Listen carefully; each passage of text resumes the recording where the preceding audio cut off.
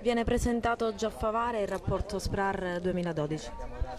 Sì, abbiamo avuto questa occasione, un'opportunità. Abbiamo chiesto al Servizio Centrale di Protezione di poter presentare i dati del rapporto su Favara, che è uno dei progetti ed uno dei comuni che promuovono i progetti a valere sullo SPRAR. Per noi è un'occasione importante ed è un po' il coronamento di quelle sono le manifestazioni che abbiamo previsto per la celebrazione della Giornata Mondiale del Rifugiato. La situazione del richiedente protezione internazionale è sicuramente una situazione molto differente da quella dell'immigrato che si sposta per motivi economici. Sono situazioni legate molto profondamente a un disagio di origine sociale, politica, legata all'etnia di riferimento, per cui la persona non vuole rientrare nel suo paese di origine. Tutto questo porta con sé una serie di grandi difficoltà anche per quanto riguarda, per esempio, quando si sposta un membro della famiglia in caso di riunificazione, una volta ottenuto lo status di rifugiato o la protezione sussidiaria.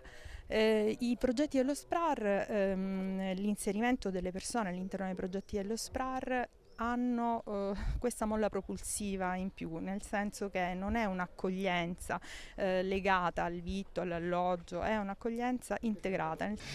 Questi sono progetti che sono rivolti dunque ai rifugiati e ai richiedenti asilo e come registriamo in questi giorni tale problematica è molto significativa nel nostro territorio e sappiamo appunto che nel giro di 3 giorni ormai quasi sono 1500 gli stranieri che sono arrivati sull'isola di Lampedusa. Favara è uno dei comuni molto impegnati all'accoglienza degli extracomunitari.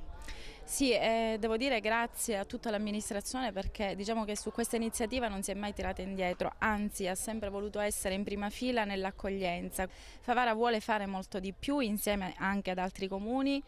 Questa è un'iniziativa che devo dire non solo mi entusiasma e lo dico come innanzitutto assessore alle politiche sociali ma anche come persona, perché l'essere umano credo che possa migliorarsi e non smettere mai di farlo, soprattutto nel momento in cui entra in contatto con il prossimo, soprattutto poi se si tratta di un prossimo che ha bisogno davvero di quello che noi già abbiamo.